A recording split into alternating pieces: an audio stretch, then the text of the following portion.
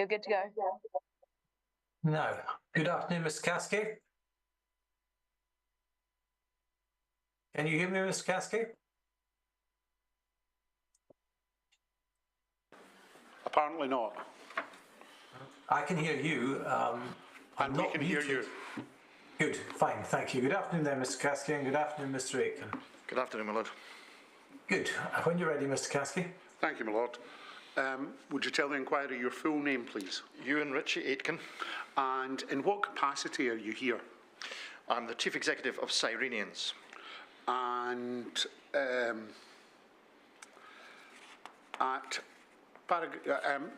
you've provided us with a very helpful and detailed witness statement. Firstly, can I check that with one exception, which I'll deal with just now, at paragraph 87, we could go to paragraph 87.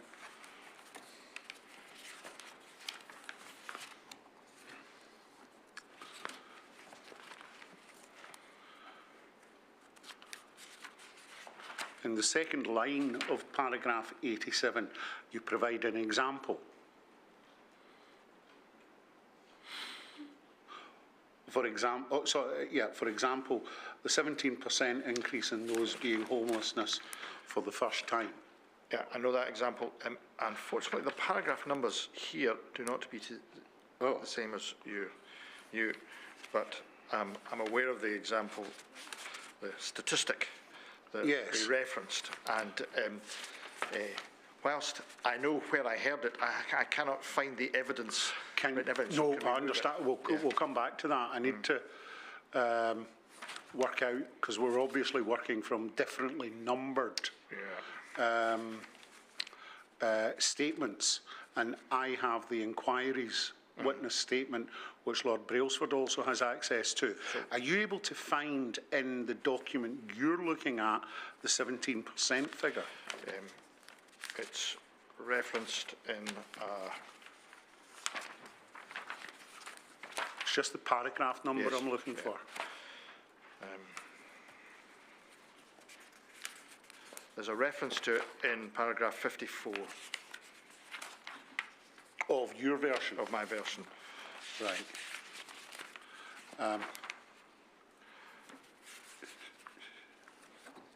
Obviously, we have completely different versions. My paragraph 54 says homelessness prevention needs to start upstream, and strong social relationships are key. So mine starts in August 2020, the first time homeless presentations in Edinburgh increased by 17% from the previous year. That's paragraph 56 in my version of it. So I'm going to ask for a pause just so we can get the... I'll get the right. You get a copy of the inquiry statement from Mr. Aitken. So a copy has been asked for. Right. If we could just rise for maybe 10 minutes. Should we? Yep, we'll do that. Thank you.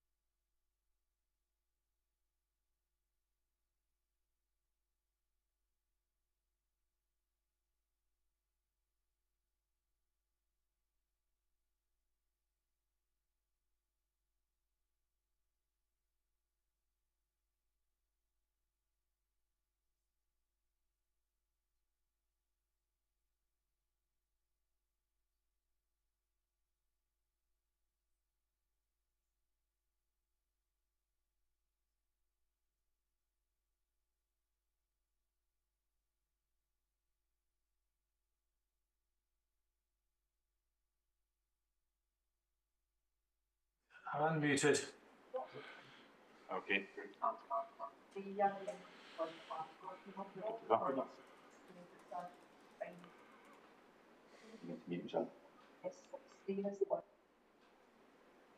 We can see you, my lord, but not hear you. I don't know if you can. I can both hear and see you. Can you hear me now? I can, my lord, yes. Very good. On you go. Thank you. I had just asked you to provide your name for the inquiry.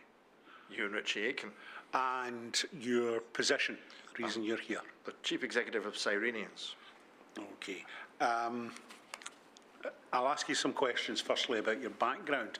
And to do that, I'm looking at paragraph 8 in the witness statement, which you now have. Yep. I see there that you were a parish minister. Sorry. I'll jump forward before I do that. Can we go to paragraph 87? 87, yeah. In paragraph 87, there is reference to an example where you say, for example, the 17% increase. Now, as I understand it, firstly, that's referred to at one other place in the witness statement, but also, as I understand it, you've not been able to track down the source of that figure. Yes. And therefore, you want to have your statement amended to have the two references to 17% taken out. If that's okay, I know where I heard it, but I can't find there's not a written version of it, so I'd rather taken it out. That's fine, no difficulty with that. Apart from that correction, is there anything else in the witness statement that you are uncomfortable with, or that you are not able to say to Lord Brailsford, that's the absolute truth? No, I'm absolutely fine with that. Good. Can we then go back to paragraph 8?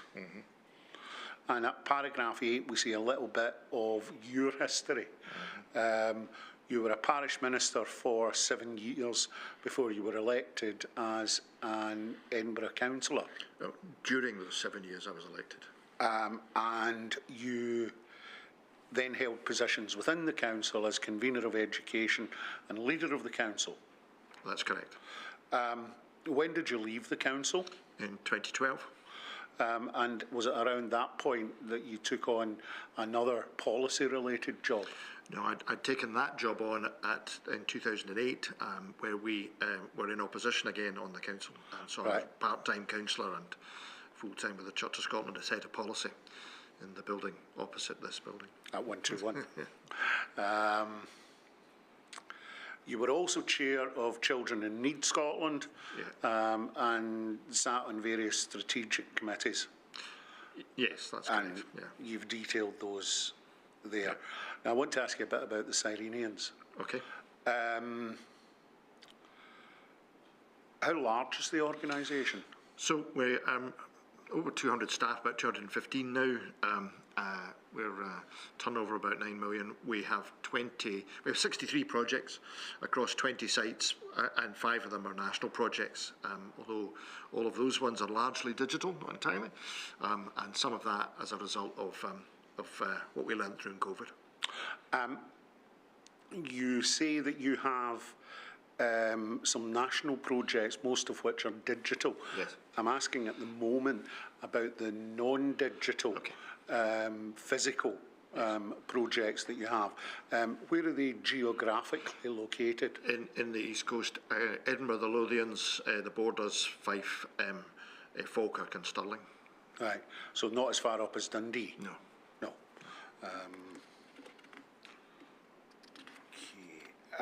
At paragraph 11, you talk about the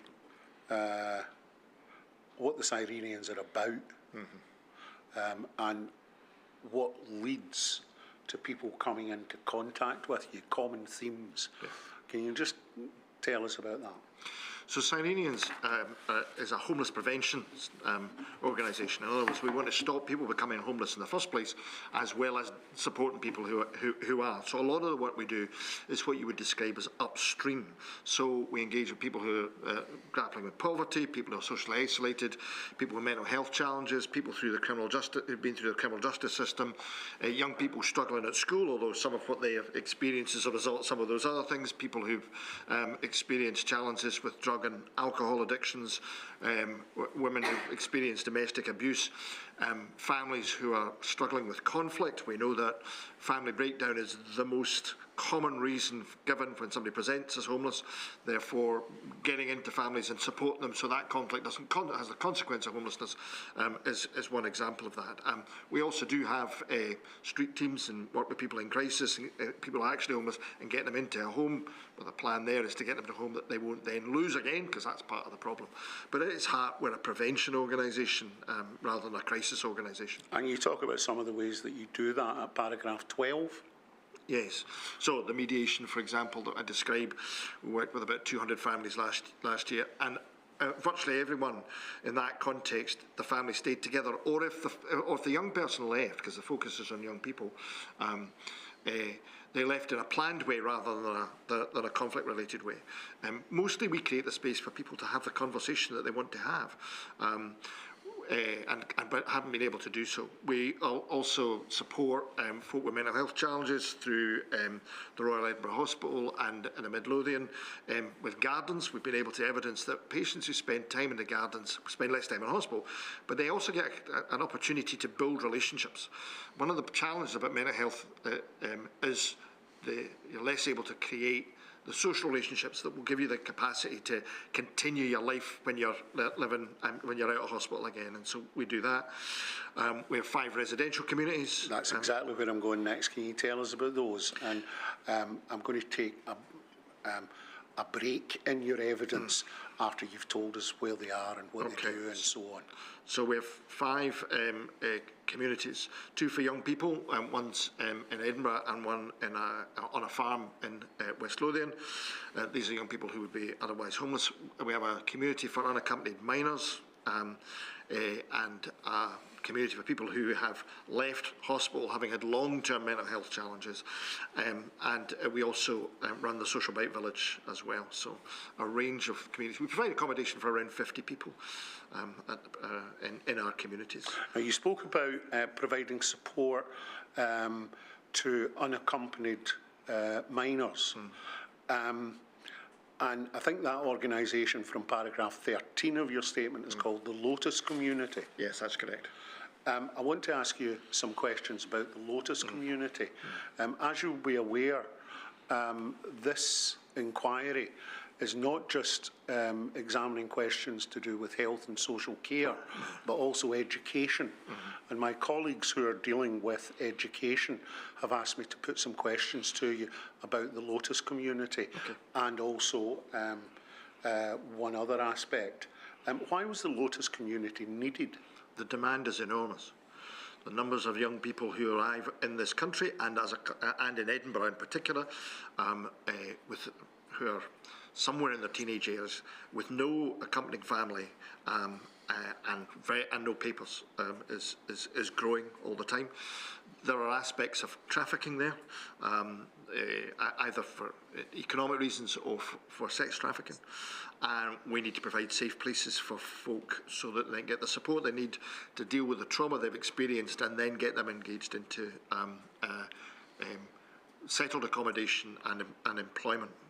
And can you give us an idea of the numbers involved that Lotus have been dealing with? So we have 13, we're able to provide accommodation for 13 at any one time. We've never had voids, empty beds as it were. As soon as one is, somebody moves on, the next one comes. As I noted in my evidence, we actually set that up during COVID because we had been talking about it before COVID, but we continued to get it set up during COVID, despite the fact that it was a very difficult thing to do because the demand was such that we needed to get on with it and not let the pandemic get in the way. There's young people spend, well, it's difficult to say, depends on each circumstance, but they spend somewhere between 9 and 12 months with us, because they need to get themselves settled. It's not just a legal status; they need to get themselves settled and ready to move on. And are those who are resident with you, do they have access to training and education whilst they're with you? Yes. Yes, and that happens in a variety of ways. Some of them are at college. Some of them are actually able to get to work relatively quickly, and that's where they'll get the training they require, particularly if they are from a community which has a presence in the city, and therefore they have folk from home, as it were. Mm-hmm. Were they able to access hub schools during these lockdowns? No, they were not at school, they were at college. Right. Do you take in people of school age? Not in our communities. Our communities are 16 plus, and they tend to be people who've left school. If they're going to education, they're getting into college. Okay.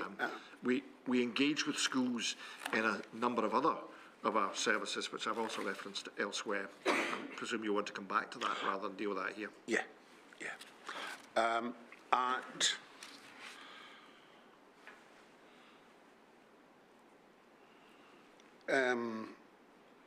157, which was almost at the end of the statement.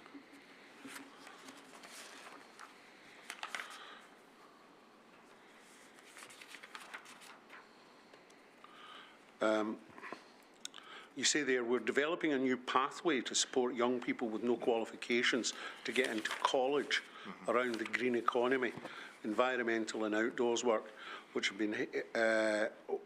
has been helped working with Balfour Beatty, Sweco, Edinburgh University and Edinburgh and Borders College.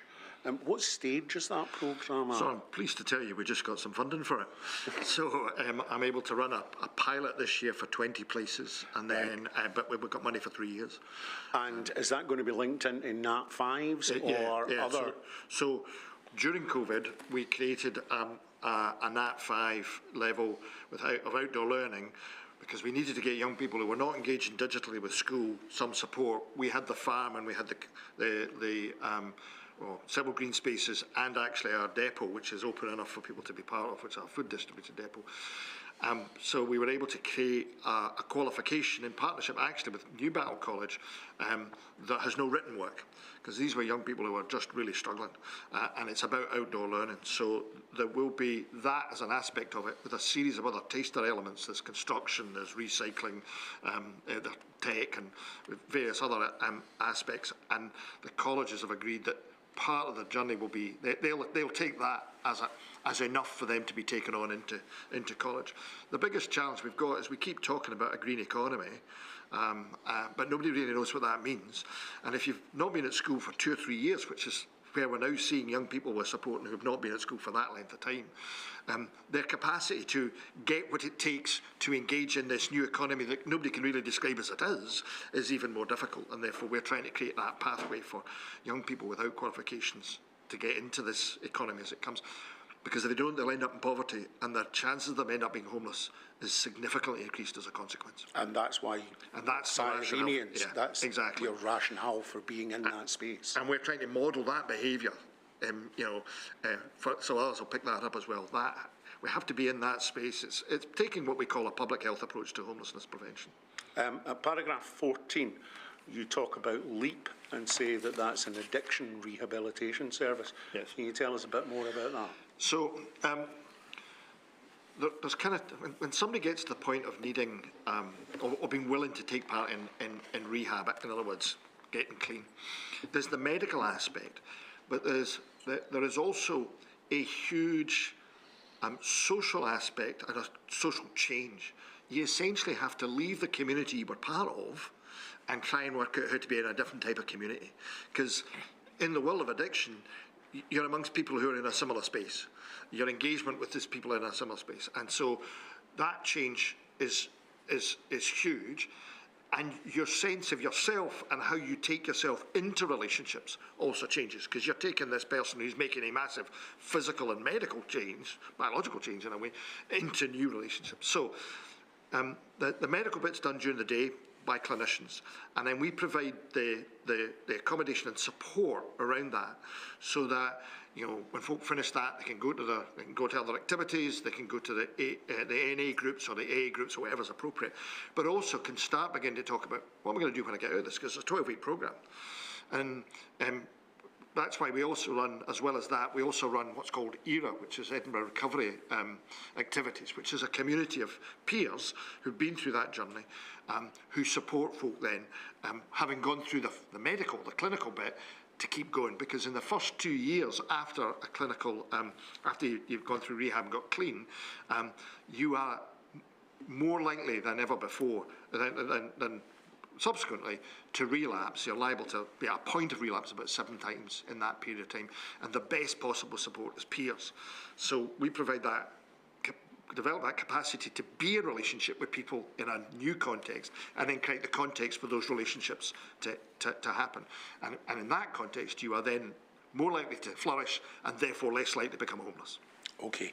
I just want to now go through a number of other services that you provide, but on a headline bullet point basis. Paragraph 16, you talk about your involvement with the community payback system.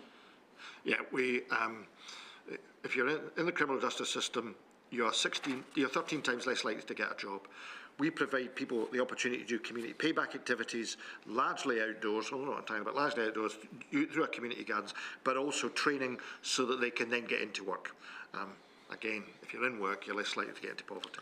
At paragraph 17, you talk about your team embedded in the Royal Infirmary and at the Western General. People who are in unstable accommodation are significantly more likely to use health services. So it is a point of intervention that we can make, because people are asking for help, and if you can add to that support into better accommodation, then you're more likely to get support. And what you say there is that everyone who walks into an A&E in Edinburgh and identifies themselves as no fixed abode, or...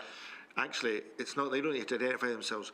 We've got about 5,000 temporary accommodation addresses in their system, or no fixed abode, and it's flagged up for them, so they don't have to make the identification. It's flagged up digitally, and that information goes to our team, who then go to the ward, engage as part of the care package, and I can give you examples, if you wish, of how that point of asking for help, and you can provide that support, it's significantly more likely to engage, and they're more likely to stay healthy.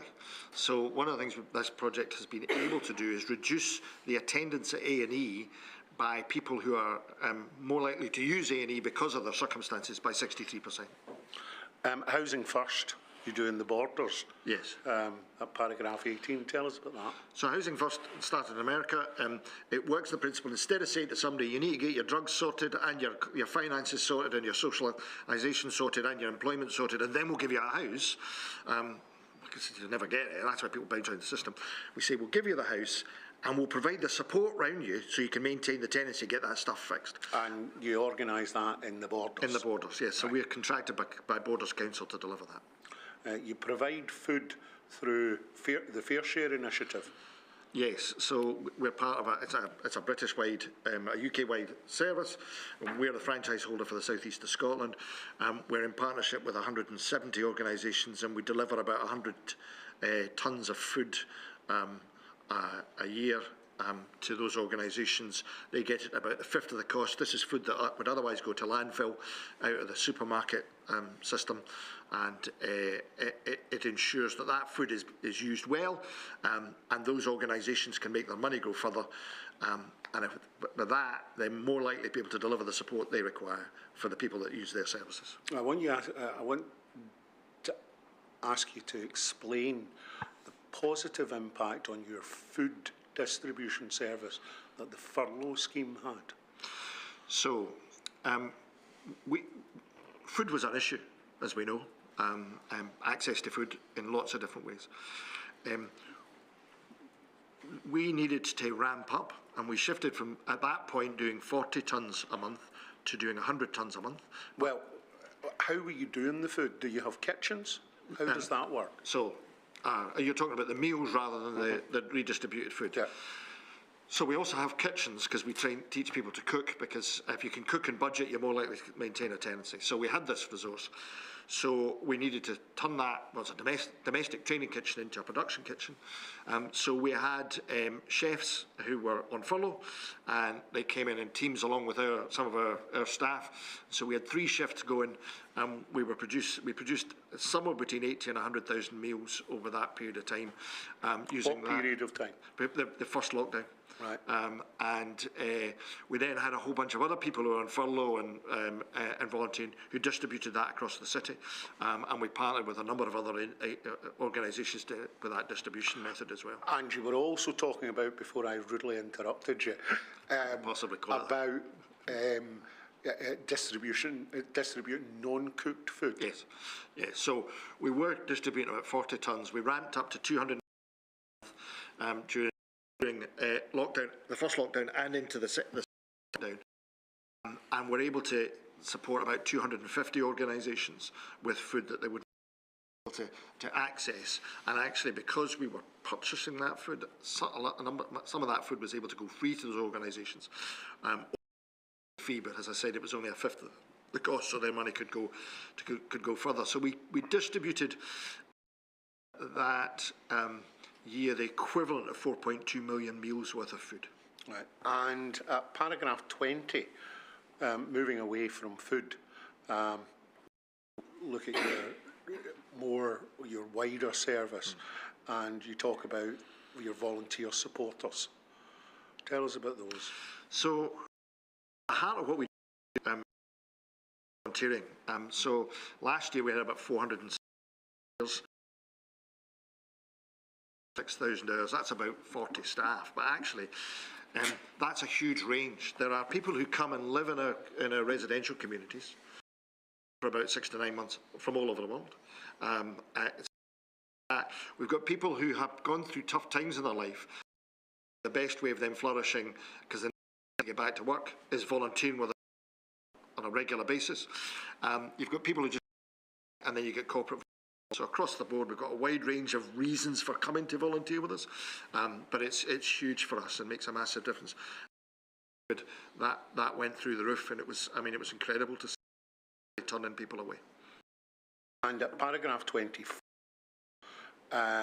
you talk about funding from a variety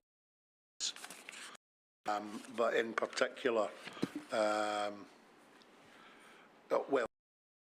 approach in the centre, say the dynamic moved for funders deciding to ask best to fund. Yes, and one of the more extraordinary things that came of that experience. Usually what happens is funders say, we'd like to fund this thing, and it should look like this. And then you apply to that and say, you can do that. The decision about what is needed to be funded is made other than yeah. Now, it's not it is a decision that's been taken away from those who are in the front line or the people actually experiencing the issues that are there. What was happening was we were getting calls from funding organisations, and directly from and via those funding organisations, the government, and from funders, grant-giving funders, and from corporates saying, what's the best thing we could give you money for? Completely changing the conversation. And frankly, I think they were able to spend their money better because they were asking that question before they gave it to us. Mm-hmm. We still needed to say what we do, and they'd go, well, that sounds good, then do it. But changing how we have a conversation about what's the best thing to fund, essentially what will produce success from the people who hold the money to the people who are experiencing the challenge, I think is the best way of us doing things in the future. You say something about that at the end of paragraph 25, where you effectively quote from another funder. Yeah. Yes. Could you read that? So, just the quotation. Forget what you thought. Yeah. So this is a funder who said we'd given you the money for this. They said, forget what you thought you were going to spend that money on. If you need to spend it on something else because of the pandemic, do that. And that was extraordinary. Funders, literally were saying, and it doesn't matter if it's nothing to do with the group of people we were supporting. If it's what you need to do, do it. And what's underlying that is an enormous sense of trust. And because of that trust, and because they lent into that trust, we were able to do things that actually needed to be done. At paragraph 26, you say the system for funding became much more efficient. And then further down in that paragraph, you're talking about pre-pandemic. You spent more time accounting for money than spending it. Yes, I would be true to say that it sometimes appear to be the smaller the grant from the Scottish Government, the more you have to account for it. But literally you have to give detail every quarter, whereas actually they were saying, go and do this, and then when you've done it, tell us what you've done. And they did manage to find ways of getting money out quickly. And as I referenced earlier, they would say to organisations like Inspiring Scotland, like Foundation Scotland, like Cora, funding organisations who had a wide range of relationships with a wide range of third sector organisations. So in a sense, their relationships were the due diligence. And through that, they trusted that due diligence would work for this new circumstances. And they would say, go and have the conversation, and if you're happy, then give the money out. They started with smaller sums and then went to larger sums. And I have to say that if we could do more of that now, we would be in a better position in terms of the impact of how we spend money. How did that come to an end after lockdowns? How did they put the brakes on that freedom that you had? The money that was given to those organisations to distribute went back to the old set of rules of somebody decided what was the right thing to be done, and us having to make applications under the old system. I mean, there are grant funders who have more freedom, who have continued some of this stuff. I mean, the money that I referenced earlier for the green skills stuff was a lot more about a conversation with a grant giving trust than it was a grant application. So some people have learned, but in terms of public sector money getting to the third sector, we've gone back to where we were before, which is a shame. You talk about paragraph 30, Scottish Frontline Network. Tell us about that briefly. So this is funded actually by a London organisation, St Martin's in the Field, and it's one of ones right across the country. But basically it's to try and provide peer support amongst frontline workers, but also learn from frontline workers who in many ways are the bridge between people with lived experience and the organisations and the systems. And so this network will take an issue, and folk from all over the country, and this is one thing we did digitally, kind of attend and have a conversation about that, but it's specifically for people who are working in frontline, who are working directly with the people we support. So people like me don't get to go, and that's a good thing, because it gets me out of the way, and out of that then things are raised and then fed into the system in terms of trying to change the way the system works. And you talk about that being online, yes, for understandable reasons. Yes. You also talk about your veteran service also being online.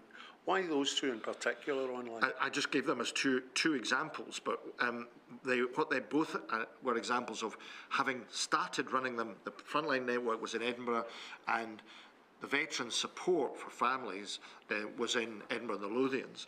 But we discovered quickly that we could start providing a much wider reach of service by doing digital stuff, which we had not done before. And of course, people were up for the digital thing in a way that they weren't because they were forced into it.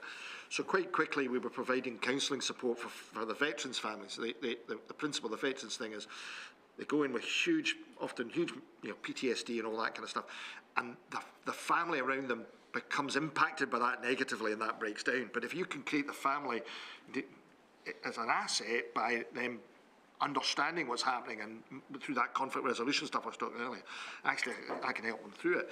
And we discovered we were able to do that online in a way that we probably didn't realise when we first set the service up. So we were literally supporting people in the islands and things like that we would never have done previously, and we're still doing work in that area as a result of that. All for Change, you refer to it, paragraph 31. Yes. So All In for Change was set up as part of the End Homelessness Together programme, which was signed in 2019, a collaboration the government, local authorities and the third sector to end homelessness. And this is a group of people with lived experience, frontline workers and academics, and they're a sounding board and an assessment of new policies and of new services. And they're a way in which you can really bring those voices into that space, and it's funded by the government. And again, we were doing that in person, but we started to do it online, and we're able to involve more people more often as a result. And then at paragraph 32, you talk about family support in 5 secure units. Yes.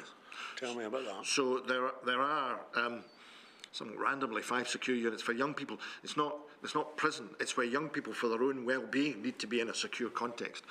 And the challenge is what happens to the family relationships when they're in that context, because often they're in that context, the family relationships have been damaged on their journey to them being in that context. So we work with the units and with the families to try and keep those relationships strong.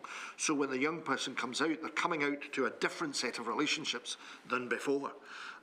Because we know that if those relationships can be strong, the chances of the young people getting to a better place are far higher. It's that whole thing. When can you intervene in a way that's going to change things, rather than the system continuing the problems, because those relationships don't get repaired? Your organisation has a finger in a great many pies.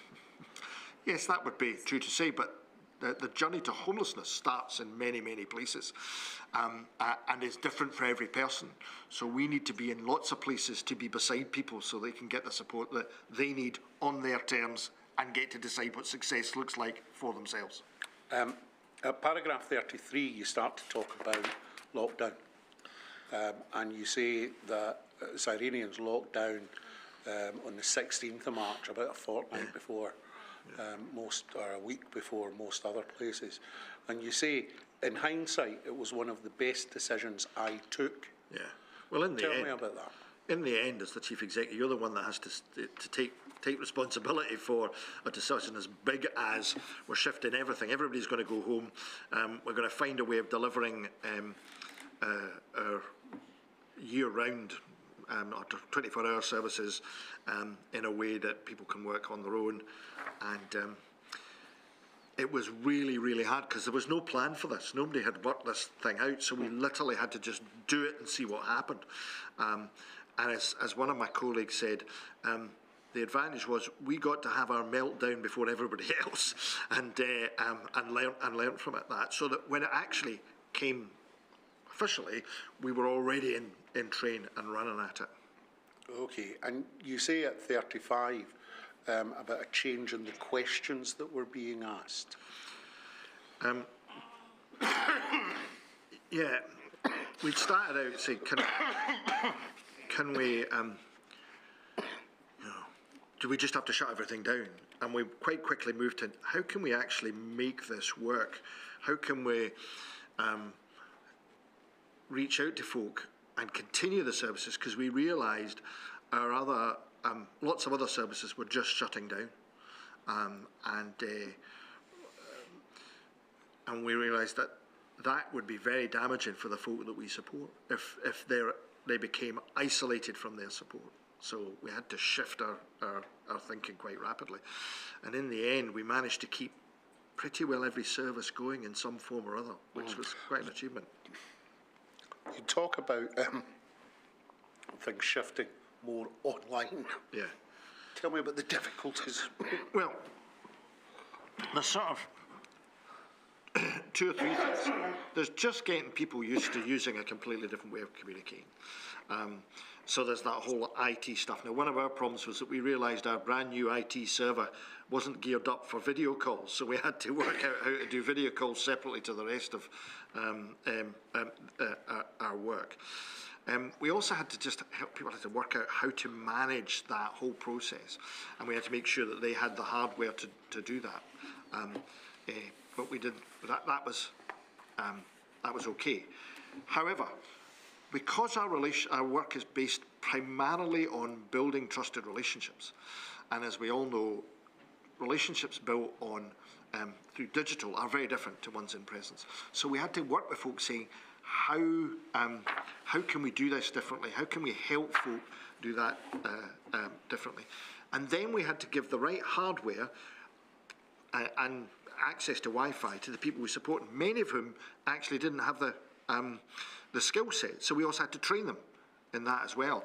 So, I mean, I reference here, this is a real example, you know, somebody got sort of chaotic, challenging life with a whole series of difficulties in life. They'd got their house in housing first just before lockdown. And so they had a new support worker who was trying to build a relationship, either talking through the letterbox or teaching them to use a smartphone. And so for staff, it was hugely challenging. You provide another example at paragraph 42.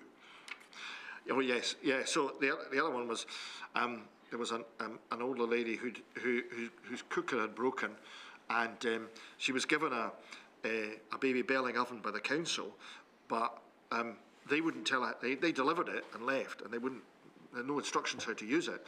So one of my staff had to on the phone, you know, watch a video of how to work a baby belling and translate that into ways that the old lady could understand it, but not be present with it. So it's not like you can show her. You had to talk her through it and then make sure she'd understood it and she was confident about it, so she could use this new bit of kit that she had, so she could eat, because she couldn't go to the lunch club that we normally ran, that she attended. And she was one of the users of a lunch club that you operated. At paragraph 44. You say it was difficult for staff and emotionally draining. Yeah. How did the organisation deal with that?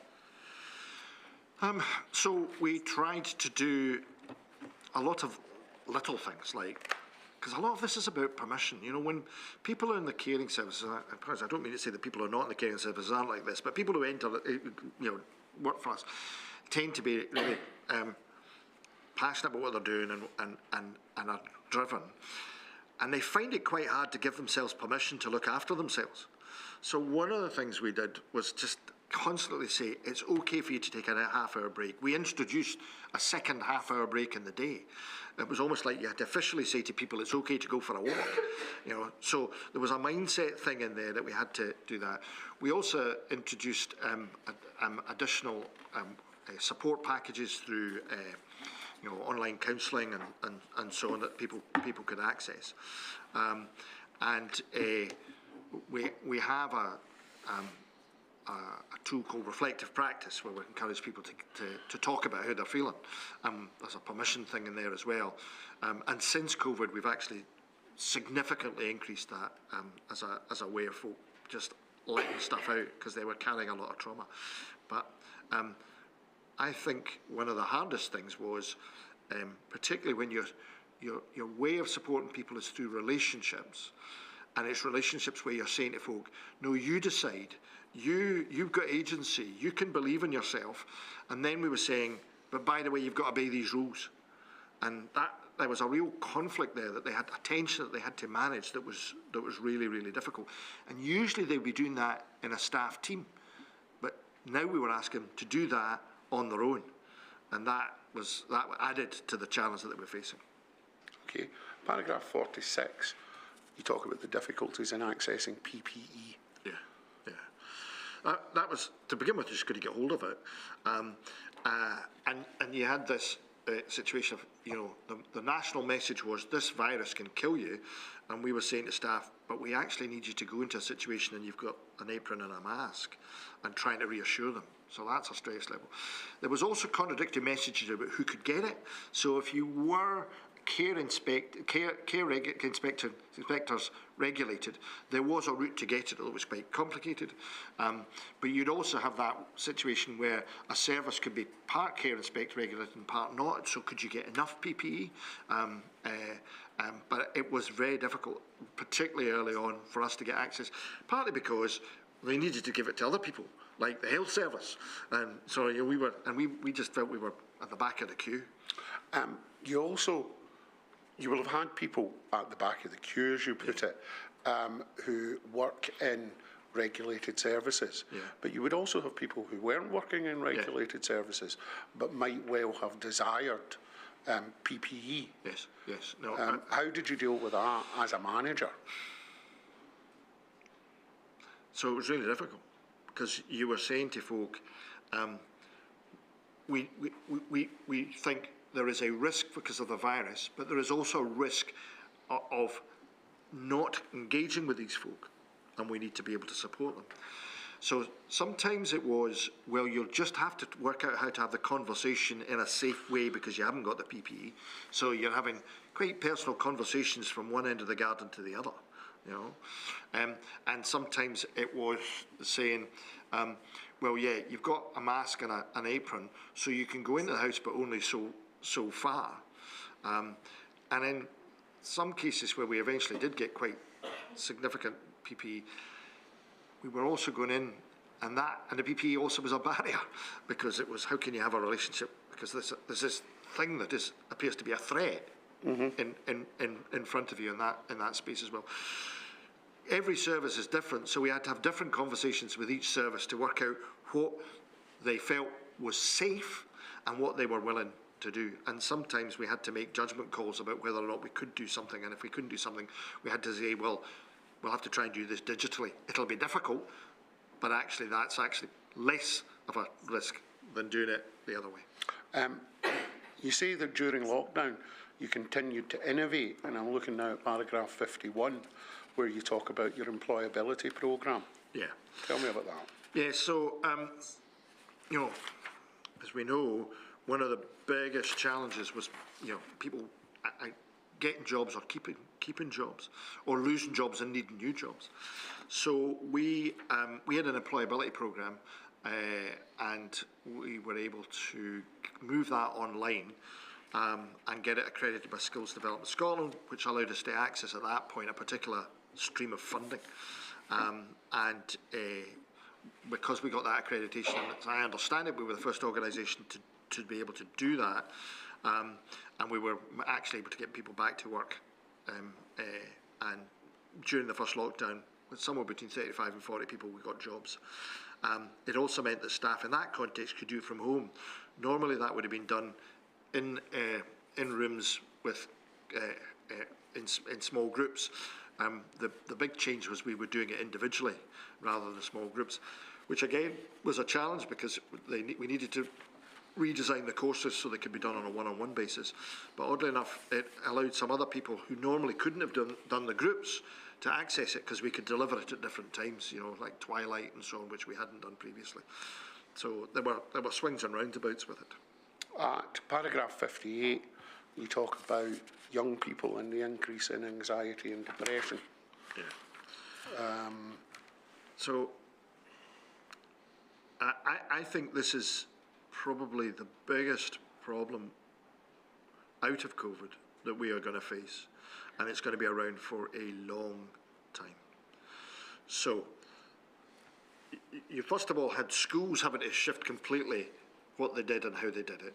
You had young people having to engage in education in a completely different way. You had the limits, the digital limits, where they only had, you know, a smartphone, or they didn't have the Wi-Fi, or there was only one laptop between 3 or 4 siblings, or there wasn't a space to do that work. So there was all those logistical things that were there. So we knew that young people were not engaging. We saw that through our mediation services, where we were getting more referrals where that lack of engagement was causing stress in the family. So we were trying to help those families work through from that side of things. But what we've seen since is the impact it had on young people and their ability to socialise and be in relationships. So you had the transition, the group that went from primary school to high school, and then the groups, that mid-teens group as well. You know, we build our confidence to be in relationships through about ourselves and our ambition through the relationships we create. If you're in a situation where you don't learn how to make relationships, that's what a lot of the teenage years are about, and in particular at points of transition, the impact on your own self-worth will be enormous. If you then, as a consequence, because you're struggling with that, disengage with the place where you might get those relationships and that experience, which is school, it's going to perpetuate that. And we are now seeing, as I indicate here, young people coming to get support from us who haven't been to school for 2 or 3 years, And one of my staff said to me this week, he said, we're getting referrals from schools about young people that the schools literally do not know because they haven't seen them for 2 years. And so they don't know how, they were 14 when they last saw them and now they're 16. That's a lot. Change happens in a child's life at that space. So what we're, they don't know actually if what we're providing is what they need. And that means that is a challenge in itself. And I think the tail of COVID, my tail, what's going to continue, will be around for a long time. Around 40% of those people we support haven't been to school for 2 or 3 years. It used to be about 10%. And there's numerous studies that have shown that attendance at school is dropping on average. It's now about 90%. When I was, as you indicated earlier, convener of education, the average attendance was 95%. This was a trend that was happening, but it's getting much, much worse, as well as that lack of socialisation. Okay, paragraph 62, you talk about the third sector stepping in. Why did you need to step in? So, the public sector was in a huge number of challenges. And part of the problem for the public sector is it needs, generally speaking, to take a one-size-fits-all approach. So it had to say, right, everybody has to go home. I mean, that's a broad generalisation, but generally speaking, that's where it is. So it felt like a lot of their services were being withdrawn. So mental health services, the LEAP service that I referenced earlier, that stopped happening because it couldn't happen with online, or they didn't know how to make it happen online. A lot of mental health services, a lot of criminal justice, community justice services were struggling or weren't available. A lot of services for older people weren't available, as I referenced earlier, the employability services.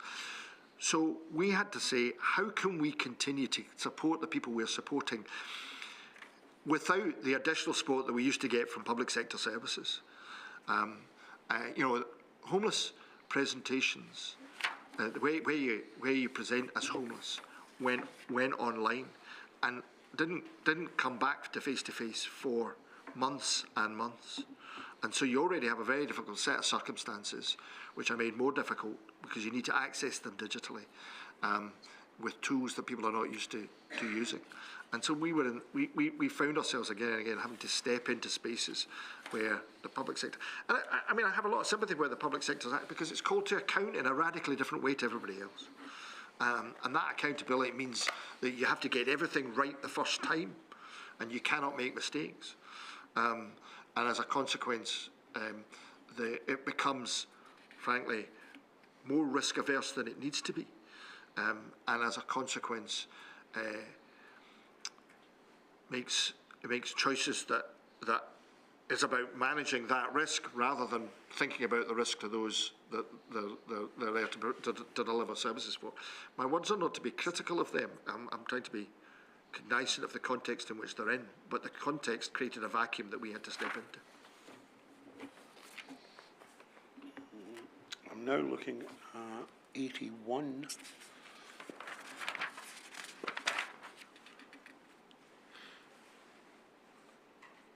Yeah, you're talking there about putting people into hotels. Yeah, so one of the things, COVID was awful. It was absolutely awful. But there were things that came out of COVID that were good. And I think the only way we're ever going to process this is by paying attention to both. And this is one example of where things were actually a good outcome came. So we had to get people who were in either on the streets or in congregate temporary accommodation where they couldn't be safe in the way that you could be in your house, where they weren't households, or where they were sharing kitchens and sharing bathrooms and all that kind of stuff. We had to get them into safer places. Of course, there was no tourists, so we had hotels. So a partnership was created between the Scottish Government, the local council, and 5 organisations, including my own, and we got 700 people into hotels across the city. Now, what was really interesting about that was that when we were providing support and asking folk to talk about what they might do when that time was over, we got a far greater level of engagement. And that's because instead of being in temporary accommodation that wasn't very nice, they were in a place where at a point of crisis was actually quite nice, so it felt like they'd been looked after. It was en suite, they knew where the food was coming, and we who provided the services were coming to them rather than then having to go to others. And so at the end of this, we were able to say to the council, actually, you get a better result by continuing this. So that continues to this day. We no longer have a night shelter in Edinburgh, nor in Glasgow. We now block book rooms in a hotel. And can I take you to paragraph 82? Mm-hmm. Yeah. So that it still exists. The Bethany Christian Trust are the ones who manage it as a collaboration, still funded by the council, who still, despite restricted financial circumstances that are in, still realise it's a better way of spending money. It's a better way of spending money because the outcomes are much better. Because you're able to pay attention to what people actually need. The people don't. It used to be you came out of the night shelter, you couldn't get until 9 o'clock at night, you came out in the morning, you didn't know when you were going to get your dinner, you had 3 appointments on 3 different days, 3 different days in 3 different places for 3 different groups of people, so you're going to have to retell your story, and you weren't sure where you're going to sleep that night. Now they're able to say, well, you can stay here for as long as you need, your dinner's coming, and the folk you need to talk to are going to come to you, and then they'll talk to each other, and we'll work out a plan for you. Now, there's a huge challenge with the housing emergency we got in Edinburgh, so people are less able to get to temporary than they used to, but that's a separate thing. The level of engagement is significantly increased because we're paying attention to the person's needs on their terms in a place of dignity. And if we do those basic human things, we get good results. In some ways it seems blindingly obvious, and it's a pity it took a pandemic to get us there, but we have got there, and this is a good example of something we haven't lost. And I'm kind of laying it on thick, but I want us to make sure that we hear that loud and clear, that there are good things that we need to keep paying and hang on to, because the human outcomes are really positive as a consequence. And does that form part of the public health approach to homelessness? Absolutely, because if you grab folk at that point and they get into a better place, they are less likely to be traumatised by the experience of homelessness. So one of the other interesting numbers, and it references the number that I removed previously, is in last year, 50% of the people who presented at the Welcome Hub had never used homelessness services before. Now, there's a whole number of drivers for that, economic drivers for that. But if often people end up in homelessness, it's for poverty or trauma, but actually my staff are now saying that they're now dealing with people who are traumatised by the experience of becoming homeless. Now, if we can grab that early, we can get that point at a point of intervention where we can lessen the impact of that, people are more likely to recover well from that difficult set of experiences. We need to understand the journey from exclusion to inclusion is always primarily an inner journey. If you get to that point of crisis, you feel hellish about yourself, and your recovery starts in there. And us engaging with people in a way that pays attention to that, which the Hub does, means it's going to be more effective. The next main section in your statement is about guidance and policy. The guidance and policy evidence that we've heard so far from organisations such as yours might be summarised by saying it changed very frequently and it wasn't designed specifically for us. I think that would be a very accurate and diplomatic description. Do you need to say anything else about it? It was really hard to know where to start. I mean, I could watch the things on the telly and so on, but it felt like there wasn't an understanding of what we were endeavouring to do.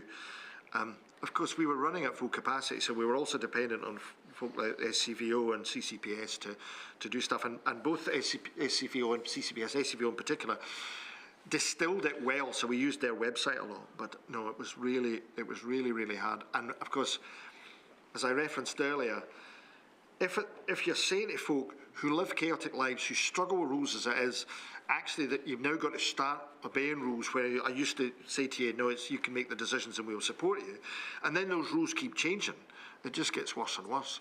So, You also provide familiar evidence in relation to PPE about the difficulties that third sector organisations had accessing it. I'm not asking about that. What I am asking about is something that I haven't seen before, and that is when you get the PPE and you've used it, you're not given advice about disposal. No, not at all. Or when we did, it was completely contradictory. Contradictory from where? Well, sometimes you get different instructions from the provider as opposed to the public sector or the government advice. So we were often struggling to work out where it was to go and how it was to be disposed of, and how much was our responsibility and how much we had to make sure to get to other people for it to be their responsibility. You bring things up to date by paragraph 118. Can you say something about that?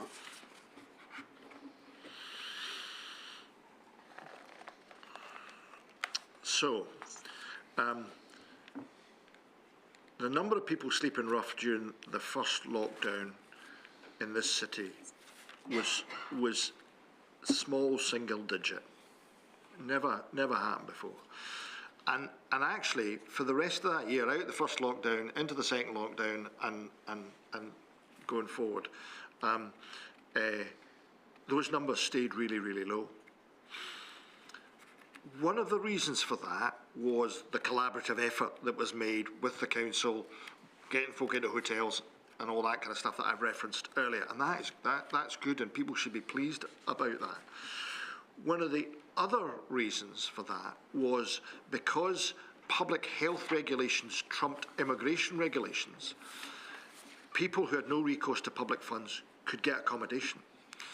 So there was a period of time when there were several hundred people in accommodation that normally would not be able to access that accommodation.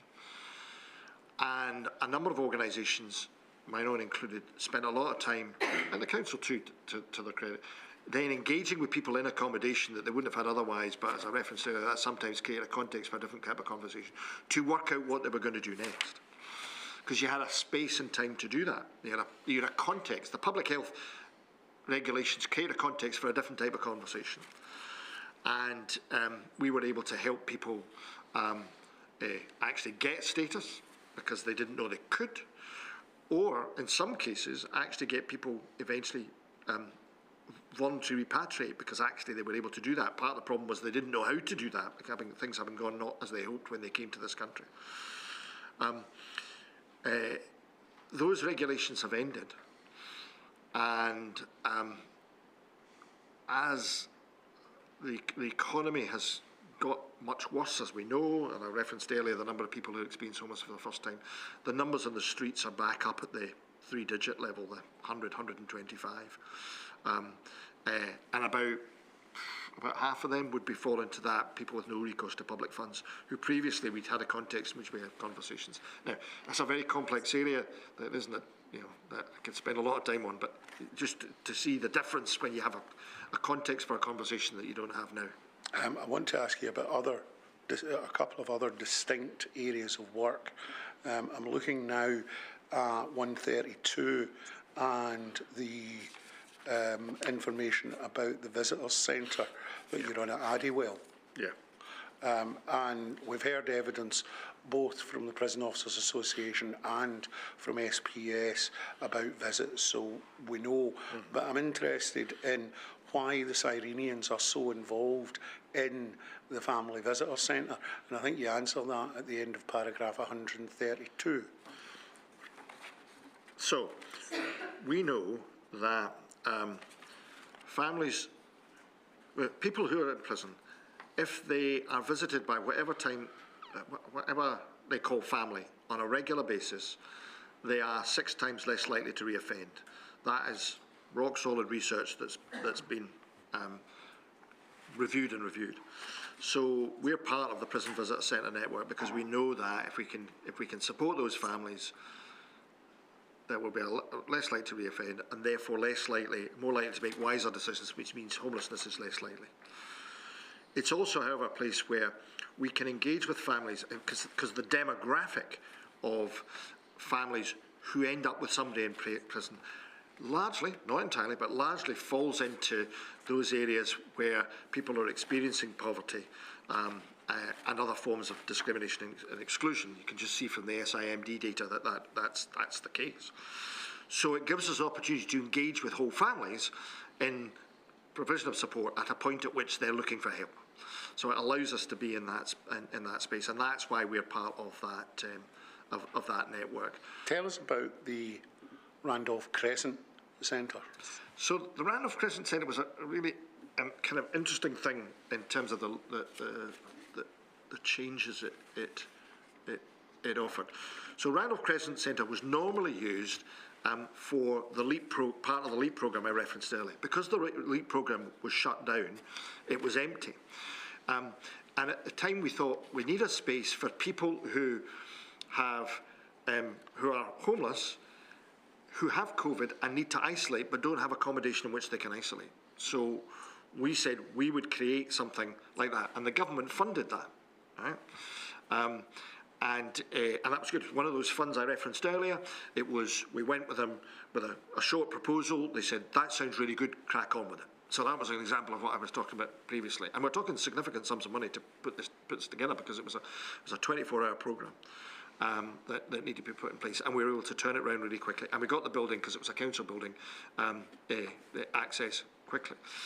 Now, actually, there weren't many people who fell into that category of presenting as homeless with symptoms, partly because of the other thing that we'd done, which was get people into hotels, because the other really amazing thing about that period of time, the first lockdown, those 700 people who were in hotels, there was not one case of COVID in all that period of time. However, there was a requirement for people who needed to get emergency accommodation, because at that point we didn't have the Welcome Hub. So we shifted what was required, because we saw that demand, that need actually we thought was there isn't there, but there's another need that this could provide, and we said to the funder, the Scottish Government, we think this we could shift, and they said yes, really quickly. Again, an example of paying attention to what's happening, rather than saying this is success, and if you don't get that, it's a failure. And so between July and September, we supported 77 people who otherwise would have been, again, on the streets. I've almost finished. Just one more thing that I want to ask you about, and that's something that you talk about 156, where you talk about shifting your employability away from adults and into children, and then a particular example is provided. Yeah. So we were asked by CAMS, the Children and Adolescent Mental Health Service, to see if we could engage with a group of people who were on their list, and the numbers had increased on the list, and that was the key thing, the data. So that was young people with eating disorders had gone up by 200%. Now, the assumption is, I'm not an expert in these matters, but the assumption is this is that group of people we were referring to earlier, high level of anxiety. The one thing you can control is the food they put in themselves. So that appears to be a connection with those things. So we've been asked to work with that group as part of our Creative Natives programme, which is a programme for people using the creative arts to get them back onto a pathway that will help them get into a better space and a better set of decisions. It's also an attempt to engage again earlier than a clinical service, which is what CAMS is, because it's a 4-year waiting list for CAMS in Edinburgh. There's a whole bunch of people that actually, if we can get engaged with them and find out what they really need, we might be able to sort it before they get to the clinical bit, which in itself is a challenging process. This has proven to be very successful as a result of that. And we were able to build on something we were already doing to provide that resource as a result. Now, as is traditional, the final part of your report talks about lessons learned and hopes for the inquiry. Mm-hmm. I think all of the lessons that you want learned, you've already referred to, and that also deals with hopes for the inquiry. I would also say that those sections are particularly closely looked at before any conclusions are drawn. Those are all the questions I have for you. Is there anything important that I've not addressed? So I think the one thing that I'd want to say is about how the third sector is treated as a participant in how we make decisions as a society. So we were able to step up at this point and say, here's the things that we need to do to get through this, and we've learned a lot of stuff from that. And then we were asked to, when they were talking about, how do we get out of this as a, politically, and there was the advisory group on economic recovery and so on. And we were asked to give information to evidence that. We met with the chair, we put in a submission. And that document came out. It was supposed to be the pathway out of COVID for Scotland. And there was not one reference to the third sector in that entire document. Not one reference. Do you need to say any more? I don't think I do in many ways. There are three. There's the public sector, there's the business sector, and there's the third sector. And I would like our voice to be heard as a result of this, as a consequence. Thank you very much indeed. I don't have anything further for you. Thank you for your help. Thanks a lot. Yes, thank you, Mr. Aitken. Very good. So I think we can start at 3:15, the last witness. Thank you very much. Thank you, my lord. Thank you, my lord.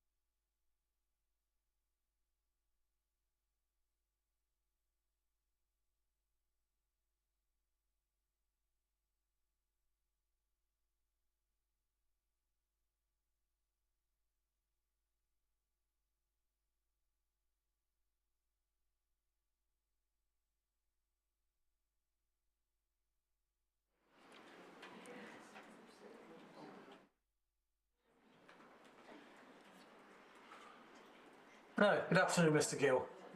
Good afternoon, my lord. The next and final witness today is Jennifer Ewan. Good afternoon. Good afternoon. Ms. Ewan, Jennifer Ewan. Yes. You've provided the inquiry with a detailed statement. The reference for that is SCI WT 0062 and then 5 zeros 1. And I think you're agreeable that that statement be published and that the evidence you give today will form your evidence to this inquiry. Yes. You're here as the Director of Adult and Community Services for Voluntary Services Aberdeen. That's right. And you tell us at paragraph 27 of your statement that that's a role that you've held for 9 years. Yes. Albeit that you've been employed by that organisation for 28 years. Yes. And I think that organisation is a registered charity. Yes. You do tell us a little bit about, we'll call it VSA for shortened purposes. Tell a little bit about its structure at paragraphs 10 and following of your statement. And we can see that VSA is an organisation that's been in existence since 1870. Yes. And as such, it's one of the oldest social care charities in Scotland. Yes. It's important, obviously, to note that you now cover supported services to all ages in the Aberdeen locality across 4 core areas. Can you tell us about those, please? Yes, so as well as my directorate, which is Adult and Community Services, we also have a Director of Children and Family Services. So we support children and families in residential schools for children with additional support needs. We also have placements for adults with learning disabilities on a working farm and supported accommodation. We support adults with mental health diagnosis and older adults in residential care homes and very sheltered housing services as well. How many residential care homes do you have? We have 2 for older adults and we have more for adults with a mental health diagnosis as well. And I think you also have support accommodation Yes. as well. Now, your support for children and young people will be considered by my colleagues in one of the other portfolio teams. But for my purposes and for today, I'm going to concentrate on the adult services Yes. that you provide. And I think at paragraph 15, we can see that, as you've already alluded to, that includes people who have dementia, people who have poor mental health and learning difficulties. That's right, yes. And I think you also provide support for those with addiction problems. Yes, people that are in recovery from addiction, yeah. And do those addiction problems cover both alcohol and drug use? Yes. And I think geographically you are centred in the city of Aberdeen. We're centred in the city. We recently were awarded the contract for carer services in Aberdeenshire. Yes. And what has that involved? Has that involved in a widening of your services geographically, or has it involved a greater pressure on the services that you already offer? Well, for the carer services, we only took over that contract on the 1st of April this year, yeah. Right, so a little early. Yeah, a little early, yeah. You do provide us with some information regarding the financial impact on your organisation of the pandemic, and that's at paragraph 20 and following of your statement. And it may be that my colleagues in Portfolio 2 will be discussing that further with you. But just for present purposes, I think we can note that in February, your trustees approved, this is February of 2020, your trustees approved the designation of £750,000 to cover PPE and other infection control measures. Yes. Now, that was very early in the pandemic. Could you explain why you were able to do that? So I suppose as a EMT, our executive team and our Board of Trustees, we were sort of keeping an eye on the news, I suppose, and part of our business continuity plan, we try and prepare in advance as much as we can. So, you know, to prepare for the readiness of the pandemic, I suppose we were quite early in securing PPE for our services. We have 13 registered services and hundreds of service users, so we knew that we would need a vast amount of PPE. So we purchased that early on, I suppose. And you were able to anticipate that? Yes, yes. And so pre-pandemic and during the pandemic and after, we always had a 3-month supply of PPE in hand. I was going to come to that, and I'm grateful for you mentioning it, that you as an organisation, I think you have a large building in which you can accommodate that amount of PPE, and it was your tradition to have at least 3 months' supply of PPE that you thought you would need. Yes. In storage, as it were. Yes, so we have an activity centre which pre-pandemic was used for activities for older adults, but obviously during lockdown and during the pandemic it couldn't be used for that purpose. So we used it for storage for PPE, and then we started using it actually as a testing centre, so staff and family members could come and get tested before visiting services and working there. So that took a lot of stress off the managers and seniors in the services. They weren't having to do any PCR testing. We could do all that from one site, and we dedicated staff to that as well. You've also told us in your statement, I'm just going to take this very briefly, about the financial impact on your organisation of the pandemic. And you tell us that over the course of the pandemic, your organisation incurred a total additional cost of about £3.7 million. Yeah, I mean, that statement there actually comes from our Chief Financial Officer, so yeah. Yeah. And I think 50% of that was associated with staffing and agency costs, which were needed to cover COVID sickness and also isolation, and also protection measures associated with attending to residents who had to isolate in their own homes. Yeah, so again, a lot of that was preparation and readiness for that. So we, quite early on, we work with a nursing agency, and we have a good relationship with them, so we block booked agency staff, one to cover for any sickness absence during the pandemic, but two, that we could also get the same staff coming to the same services as well. Mm-hmm. So that meant there was less staff coming in and out of the building. It wasn't different agency staff every day, but also for continuity of care for our service users, it's helpful for them if they've got the same staff coming in. So we block booked for 3 months at a time the same set of agency staff to come to services.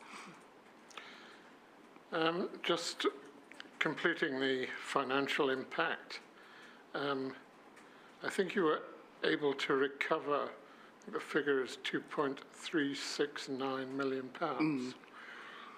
but you were left with just short of £1 million that was irrecoverable. Yes. You've mentioned staffing, and can I ask you a little bit more about this? one of the areas that you were able to, as well as your agency agreement, one of the areas you were able to rely on, I suppose, was that there was obviously an adverse impact on the hospitality sector in Aberdeen as a result of the pandemic. And as a result of that, the pool of available workers was increased. Yeah, so I think health and social care, recruitment's been a real struggle, even pre-pandemic, over the last few years. So, but when hospitality sectors were closing or putting their staff into furlough, I suppose we benefited from getting those staff into the health and social care sector. There are pros and cons to that. I suppose a lot of those staff had never thought of a career in health and social care before, so we kept some of those staff after following the pandemic, but then the downside was a lot of staff did return to those sectors, so And I think, as you say, that influx of staff did fall off as the pandemic ended. yeah. And I think one of the other things that you observed was that, I think this is at paragraph 65, it's not necessary to look at it, but for the reference it's 65. You found that a lot of people were burnt out, as you put it. Could you give a little explanation of that, please? Yeah, I think during the pandemic we found that there wasn't a lot of leavers. There was, as I stated there, quite a healthy retention of staff. I felt like staffing felt that we were all in this together, and there weren't a lot of leavers during that time. We found it was post-pandemic when, I suppose, reflecting on what the frontline staff had been through, that's when we noticed the most burnout of staff. It was a really stressful time for them trying to keep themselves safe and their family and look after the people with support as well. Obviously we can perhaps understand and perhaps to a certain extent speculate on what burnout is. Yeah. But was it your experience that there was an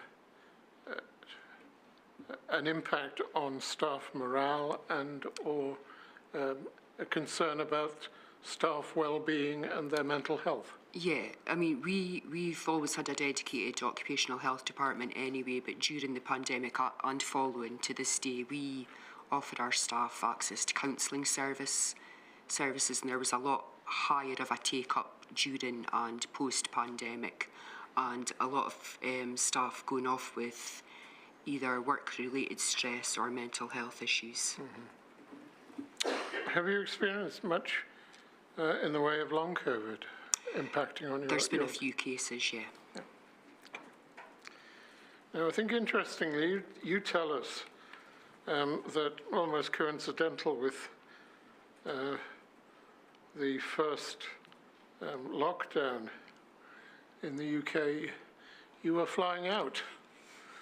Yeah, so actually on the 20th of March, I flew out to Jamaica and arrived there, and actually the flight I was on, someone on that flight took COVID into Jamaica, and it was all over social media, if you were on flight BA, whatever it was, and I thought, oh God, that was my plane. Yeah, so, yes. And I found myself stuck there for 4.5 months, and yes. People say, well, lucky you, but it was quite stressful not knowing when I was going to get back. Yeah, and I think you say it, you tell us about that at paragraph 89 of your statement, and I think at paragraph 97 you make the observation, which is obviously interesting, that when you returned it was like coming back to a totally different world. Absolutely, obviously I hadn't experienced anything in Aberdeen at that time until returning during the pandemic, and just everything seemed to have changed. There was hardly any cars on the roads. My employer had to give me validation that I was a frontline worker and I could actually leave my house to go out and support people. The shopping was totally different. Yeah, so it was like a totally different world. And what engagement did you have, or were you able to have, with VSA while you were in Jamaica? Were you able to do any work, or were you? Yeah. And how difficult was that? For me personally, it was really difficult because obviously I'm the director of quite a lot of services, and I did feel there was a level of guilt that staff back home were going through this really traumatic period, and I was stuck there in Jamaica, and although I could give support over the phone, it's not the same as actually physically being there, so I do carry a bit of guilt around that. Yeah. 4.5 months, why so long? There was just no flights back. In Jamaica was in lockdown, so there was no flights coming in and out. They eventually put on special flights for people to get back to the UK. Okay. Now, could I divert slightly off to ask you a little bit about testing, which you do tell us about. You do this at paragraphs 106 to 108 of your statement. And this obviously is from your knowledge once you'd come back. And you tell us about the testing regime that your organisation set up for both members of staff and also for other service users. Visitors, visitors. Visitors, I'm sorry, yes, visitors. That was done in your own accommodation, as I understand. Was this the big room that you... It was the big hall we have, the activity centre. So rather than each service having to test all their staff every week and test visitors before each visit, we did it in that centre, which took, as I said previously, all the pressure off the managers and team leaders from having to... They were busy enough, trying to stick to all the guidance and support people as best they can without testing staff every week and testing visitors every time they came in. So we seconded 2 staff full-time to do all the testing for the whole agency and for visitors. Probably should have asked you this. How many staff do you employ? It's over 500. Right. Yeah. And I think what you've indicated is that staff required to be tested 3 times a week with the lateral flow test. There was, twice a week with the lateral flow, and then once a week for the PCR, depending on which place they worked in. It was different for each. Yeah. Each. And when did you institute that? Can you remember approximately? It was quite early on because we just thought this was a lot of added stress for managers and team leaders in each site. So we thought, we've got this hall that we're not able to use, so let's use it for this purpose. So quite early on, yeah. And as you've indicated, you had a dedicated team who were carrying out the testing. So 2 carrying out the testing. We also had an admin worker who would liaise with the visitors and book in all the visits as well, because they had to be timed so you didn't have lots of visitors turning up to one service at any one time. Can I just ask you a little bit about what the arrangements were for visitors? Can you indicate what category of visitors you were testing and why you were testing them? May be obvious. And on how frequently that was done? Yeah, so it was predominantly for our older adult services, were 2 care homes and 2 very sheltered housing. They tend to get the most visitors anyway.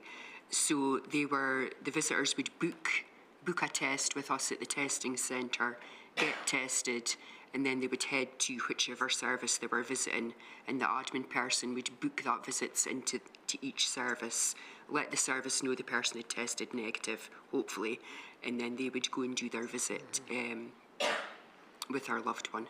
You mentioned that there was at least one person associated with the or in charge of the admin work. That was that quite a considerable amount of work that was required?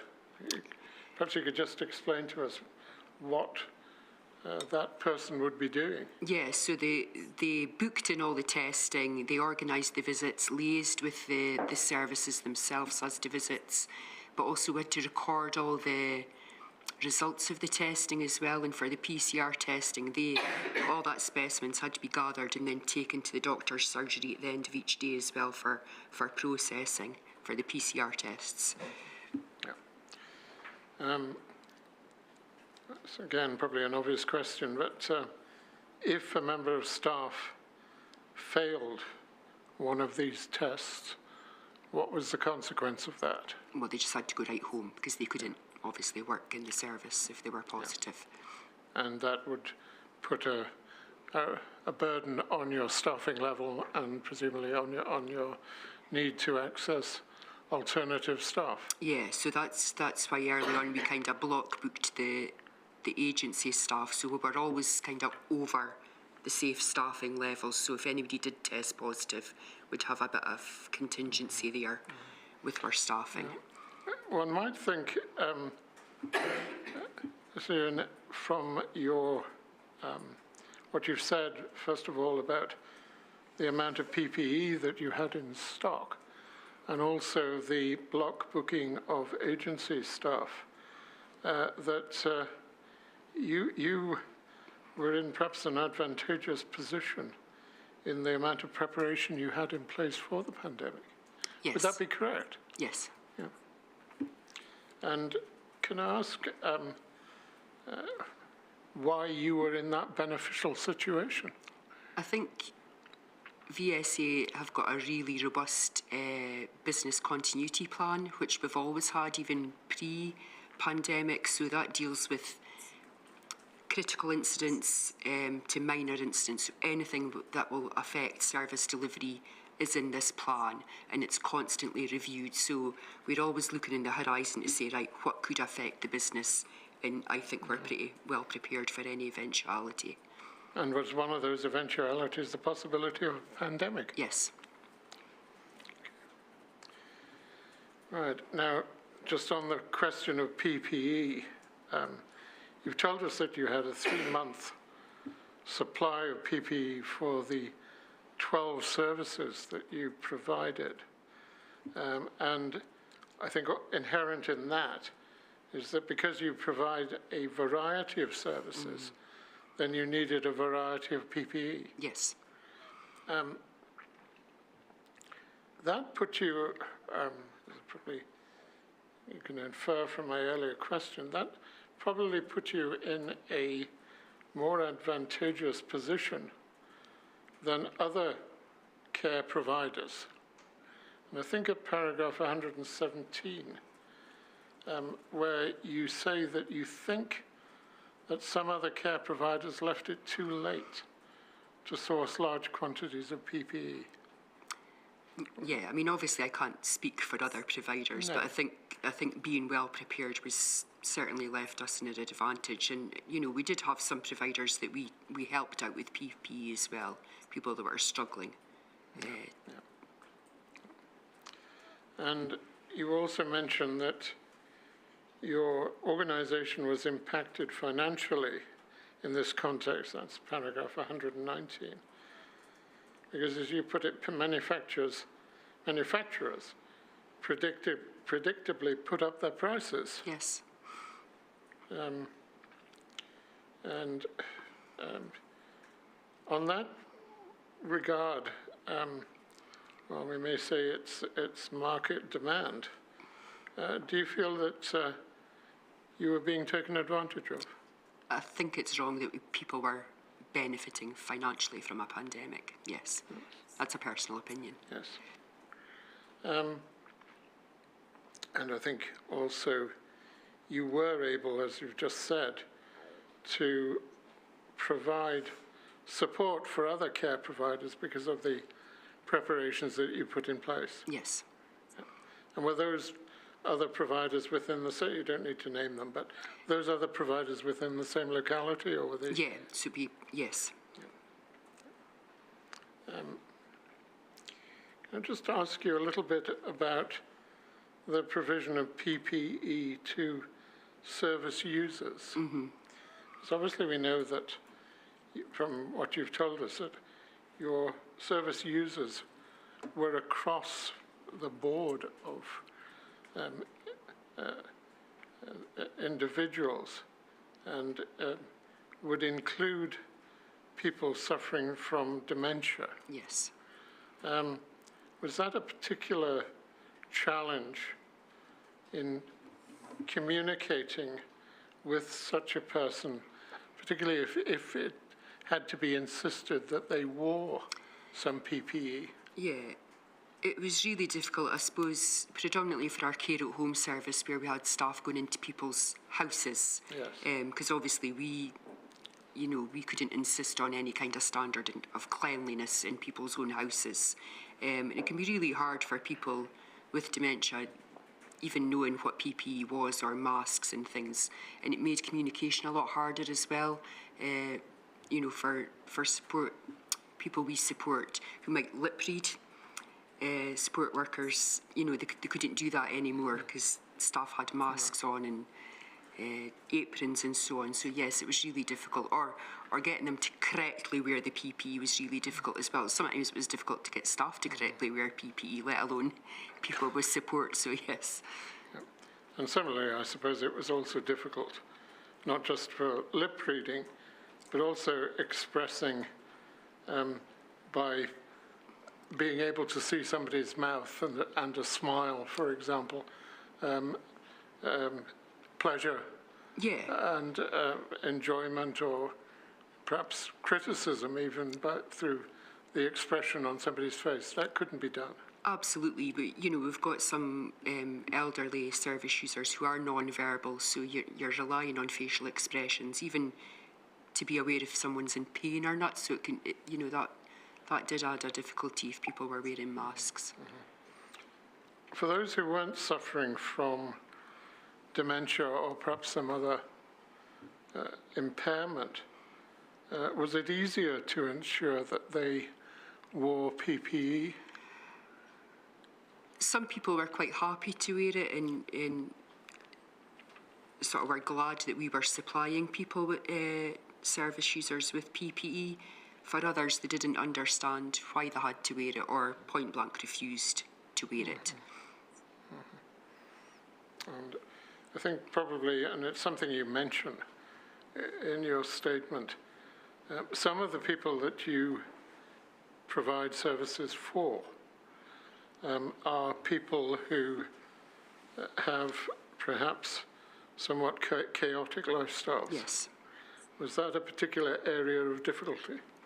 It could be, for our sort of younger people we support with a mental health diagnosis and perhaps a dual diagnosis where they're in recovery or they're actively using drugs or alcohol and they were going out into the community, even in lockdown, it's really, we can't keep people inside, we don't have locked units, so they were free to come and go, and even though the country was in lockdown, if they were going out, our difficulty was we didn't know where they'd been, who they were associating with, so I suppose coming back and putting staff and other service users at risk because we didn't know where they'd been and they probably weren't sticking to any guidelines. Mm-hmm.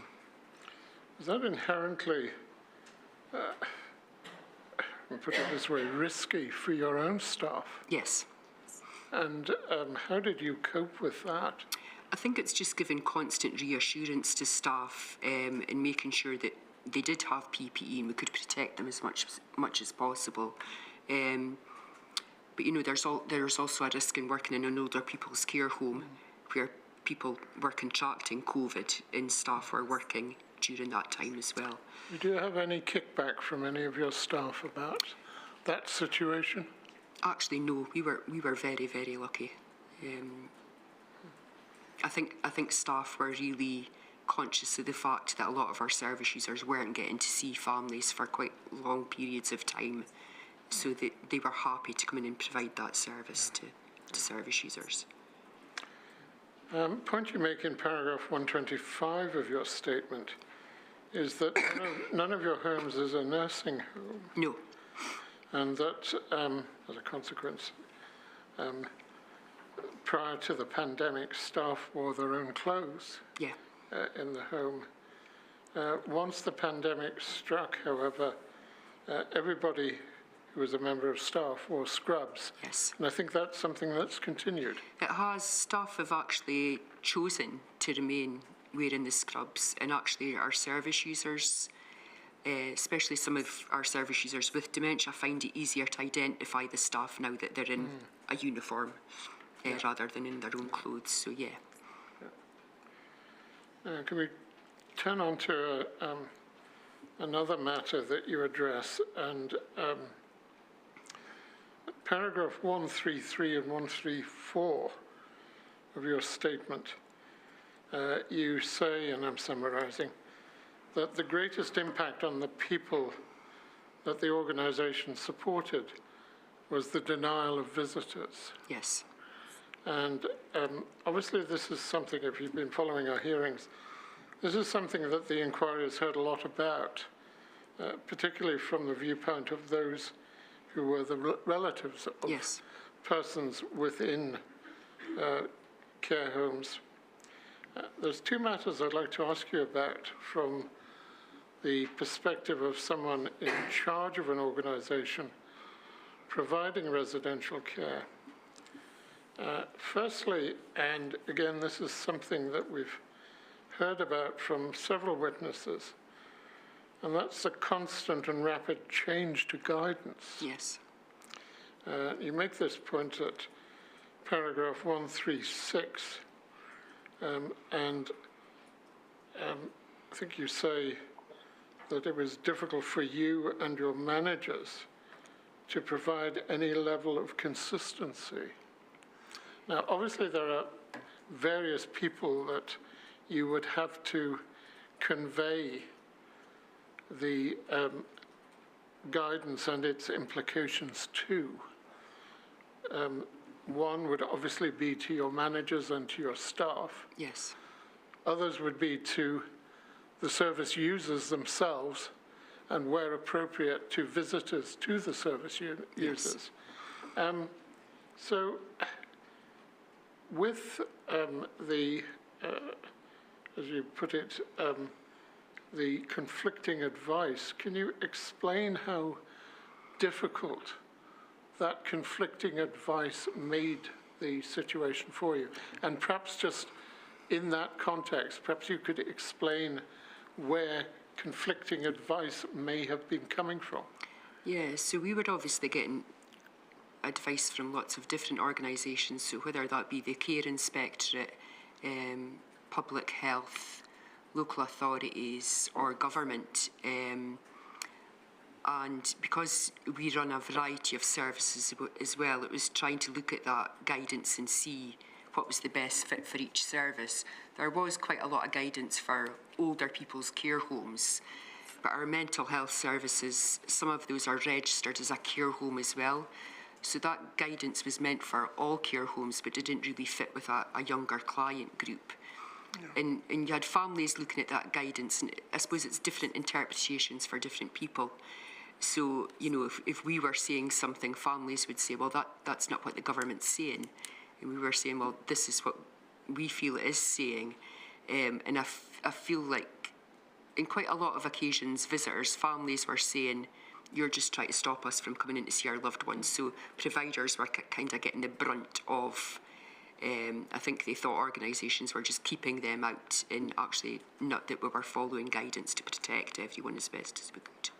We're talking about conflicting guidance. Did that problem that you've just identified put you into conflict, particularly with visitors?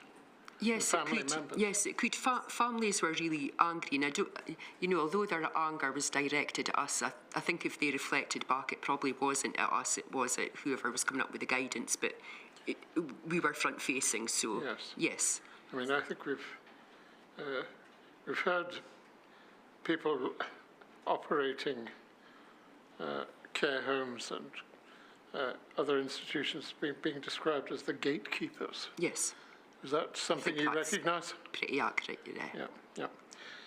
Paragraph 80 of your statement, you do tell us that in relation to the conflicting advice, that this led you to having to, as you put it, strike a balance between, I suppose, two interpretations, or possibly more than two interpretations, of that conflicting advice.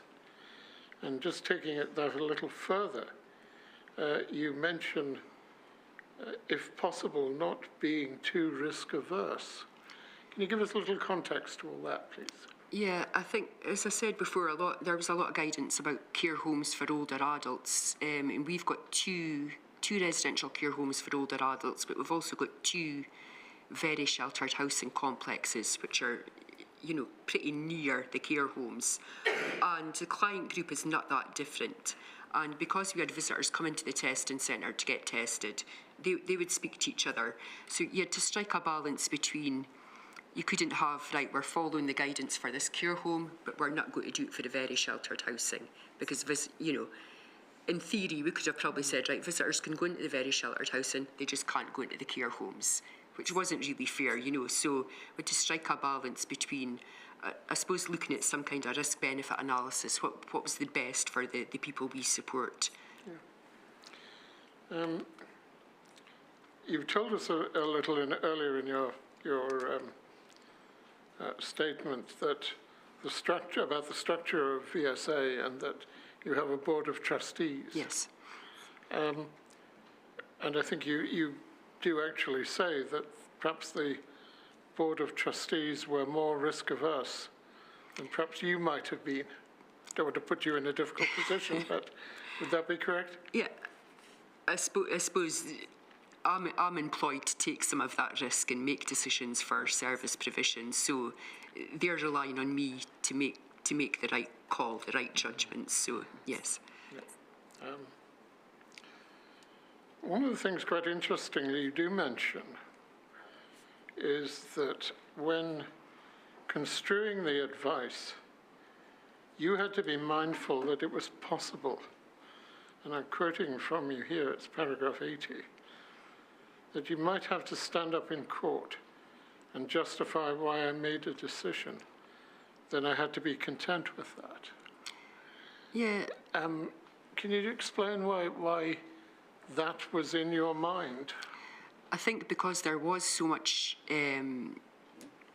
conflicting guidance from different regulatory bodies, you know, there wasn't just, this is what you must do. So you're interpreting the guidance, you know, you're speaking to your peers and they're maybe interpreting it differently to you as well. So at some point you've got to make a decision based on what you think's best for the person you're supporting. And I suppose for me personally, like I said, if I think I'm making the right decision for that person and I can justify that, then you know, that's something I'd be content with. So, to a certain extent, the buck fell with you. I think for all managers of care services, yes, especially when there was threats at times of you might have to stand in court if someone's passed away due to COVID. Yeah. Did you have any deaths from COVID within any? One. Was that in? It was in a very sheltered housing complex, yeah. Okay. And I think, again, interestingly, you said that the trustees were looking for peace of mind and that you were dealing with things correctly. Yes. Again, something we've heard, and I think we heard this as I was listening to the evidence of the witness who's just given evidence from Cyrenians. That what you say at paragraph 113 of your statement is that the same guidance did not necessarily fit all of your services. No. Can you explain that? Yeah, so the guidance was predominantly for older people's care homes, and like I'd said, we have registered care homes, but they're not for older people, but they are registered with the care inspectorate as a care home. But you could have people in there from 18 up to 60 odd. So the guidance for an older person over 55 had to fit a younger client group as well. So that was really difficult, and adding in that younger client group also have enduring mental health problems made it really difficult. Yeah. Did you feel, and again I'm asking for your opinion on this, Did you feel that it was either an error or a mistake to have a system of guidance that was not in some way specific to the type of services that were being offered? Yeah, I think obviously there was a lot of scrutiny in older people's care homes, but I think it should have been taken into consideration the vast amount of services that providers support people with, from children to outreach services to care at home, and it did seem to be a focus on care homes. Yeah. Second matter that I'd like to ask you just about guidance is the communication of it. Mm-hmm. Now, first of all, who are you communicating with in the sense of those who are providing the guidance? Because obviously we've heard quite a lot about it coming from various sources, and that's perhaps inherent in some of the problems of it being conflicting. So who are you getting your guidance from, if I can put it that way? Yeah, so obviously we were getting things sent through from government to care home managers, but our local public health nursing team set up weekly Teams meetings with providers across Aberdeen City, and all care home managers were invited to that. So we would get information direct from public health and their interpretation of the guidance. Is this what you refer to at, I think it's at paragraph 167, where you're talking about health and social care partnership? No, something different. Yeah. Okay, we'll come to that in a little then. One of the points you make subsequently in your statement in relation to the lessons to be learned is that you personally, your organisation, were not, as it were, consulted on the guidance. No. Do you feel you should have been? I think from the point of view that VSA does deliver lots of different types of services, yeah, and obviously each provider has got their own area of expertise, whether that be addictions, learning disabilities, Cyrenians for homeless and things. So yeah, I think the government could have benefited from partnership working in relation to guidance, yeah. Mm-hmm. Do you know if any sort of partnership working was done with government at that time?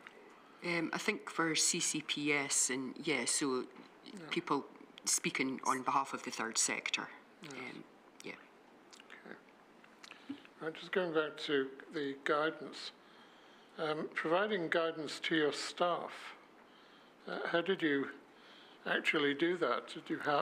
How frequently were you having to give guidance to your staff, particularly if guidance was changing? I mean, sometimes it could be several times a week. You know, it was changing so rapidly at times. So I would convey it to my managers, and then they would take that to their teams. And then obviously we've got a marketing department as well, so they were tasked with putting out communications to families as well, because they obviously needed to be updated every time the guidance changed as well. Also, communicating with families. Mm-hmm. I think at paragraph 138 you talk about that, and you say it was appreciated if you were providing your interpretation of the guidance to families. Would that be even if it was restrictive of their entitlement to visit their relatives? I think so. I think they appreciated that we were keeping in touch with them. So whether that, every time guidance changed, we would write out to family members, and as I referred to in my statement, we also had Zoom calls with family members as well, and we adapted that to be mornings, afternoons and late at night so people could attend that were still working during that time. But I think, you know, like I'd said earlier, they might have interpreted guidance differently from us, so just that explanation of this is what it means for us as a provider kind of gave them a bit of reassurance that it wasn't just VSA saying no, you can't visit, it was this is why. I think at paragraph 161 you say that there could be difficult conversations with family members. Yeah, I think in particular, people who are on palliative care and end-of-life care, having to say to those people, you can't come in and spend that last time with your loved one was really difficult. Yeah. I think that's something you give a fairly forthright opinion on at the end of your statement, and we'll come to that. Yeah. In a moment. Now, one of the things you did manage to do throughout the pandemic is that you were able to keep your services running. Yes. Was that one of the things I've obviously noticed in what you've said is that because of the services and the range of services you offer, you were effectively always full. Yes. And was it, how much of a demand was it on you, both personally and on your organisation, to keep services going throughout the pandemic? I mean, there's always been a high demand for our services anyway. That didn't really change pre or post-pandemic, and we always operate pretty much at full capacity. The staff, I think because we were so well prepared with staffing and PPE, we managed to deliver our services the same high quality as we always have done. Now, you tell us a little bit at paragraphs 153 and following about what you've termed as disaster planning strategies. Yes. You touched on this a little bit. And you've said VSA has always had a robust disaster management plan in place for pandemics and major fires. Now, I've also noted in your statement that you go back to your work in a psychiatric hospital, presumably in Aberdeen at the time of the Papa Alpha disaster. Yes. So can you just tell us, in relation to pandemic preparations, what did you particularly have in mind? I think we had pandemic as part of our disaster planning, but I suppose in our minds, we were referring to a major outbreak of norovirus, or things that hit care homes quite regularly. Nobody could have predicted a pandemic, I suppose. But it's just making sure that we've got plans in place for any eventuality. And in the past, we have had fires. We do support people with mental health issues that smoke indoors when they're not supposed to, or light candles. We've had floods. We have really robust sprinkler systems and things in place for our care homes in case of fire. But we had an incident where somebody threw a bunch of keys and knocked the sprinkler and flooded the whole building. But we're always kind of prepared for, I would say, pretty much every eventuality. And we do hold regular tabletop exercises of that disaster plan and regularly train staff so that everybody knows, and we've got flow charts in every service, so if something happens, this is the process. Since the pandemic, have you updated your strategies to take account of what has happened in the pandemic? Yeah, it's a document that's, I suppose it's a live document, so it's always under review, yes. So, and I think I've asked you if you would be good enough to share that with the inquiry, and you've indicated that you will. Absolutely, yes. Thank you. Just a couple of other matters, and something that I referred to, I think, erroneously earlier. You talk about guidance and policy notification, paragraphs 167 and following, and you say that the Health and Social Care Partnership set up a group called Provider Escalations. Yes. Can you tell us a little bit about that, and in particular whether it was geographically confined to Aberdeen? So, yeah, this was an Aberdeen city group, and they do actually still meet. So they meet over Teams, and it's a group of senior staff or managers, and it's not just, there's a residential provider escalations group and a non-residential for supported living groups. And it was, during the pandemic, personally, I thought it was a really good peer support group for other people that were going through the same thing. And, you know, we would speak about guidance, we would speak about any difficulties we were having, and it was really a very supportive environment for other care home managers. Do you know if such groups were rolled out beyond Aberdeen? I think there was some in the Central Belt as well, yeah. Okay. I don't know if they're still going, but I know they certainly are in Aberdeen. It's something that has continued post-pandemic. Again, something I've touched on already. You do observe that you were never approached for your input. No. And probably a difficult question to ask you. And I probably have to ask you it from two different perspectives. If you had been asked at the time of the pandemic, what particular advice or input would you have wanted to give? And then secondly, now with the benefit of hindsight, what would you have wanted to give? I think, because probably towards the end of my statement, I think, you know, I was asked during my interview on reflection what I would change, and I think one that I alluded to earlier was businesses profiting from PPE and hand gels and sanitisers and things like that. And for me, the visiting, I mean, it was really heartbreaking. People not getting to visit loved ones, in particular. Some people weren't there for their families at end of life care, and they'll never get that time back, you know. No. Paragraph 176 of your statement, you observe that there were significant gaps in the guidance. Again, you probably mentioned this, because it was predominantly written for older people's homes. Yeah. What particular areas of guidance would you have liked to see in relation to residential accommodation for younger people?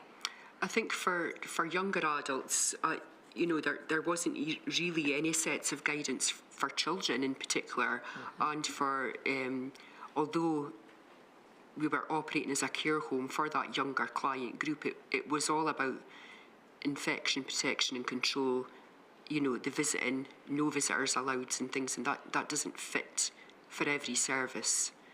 So, you know, I think there's been, we've got care standards for every different type of service, so really there's been guidance for different services as well. Yeah. At the end of your statement, you make some comments on lessons to be learned. And I think rolling together paragraphs 212 to 214, you are, as I think I've already observed, quite forthright in your opinion on the necessity for restrictions on families visiting their loved ones, particularly at the end of life care. Yeah. Now, we've heard obviously a lot about that from various perspectives, and I'd be interested just to understand your rationale behind the view that you express. And this is a personal opinion, yes, so it's not me speaking on behalf of my employer, it's a personal opinion, but I think in particular for older people's care homes, you know, we're dealing with people who can be anything up to 100 or over 100 years old, you know, and if they're at end of life care and the family were willing to take the risk by going in and visiting them, I think who were we to actually say, no, you can't do that? You know, I think if the family were happy with that level of risk, I think it should have been allowed. Yes. And I think we get the impression from your statement on some of the decisions that you perhaps took during the pandemic, that you were sympathetic towards that approach. Absolutely, yes. Ms. Ewan, that's all I want to ask you specifically from your statement.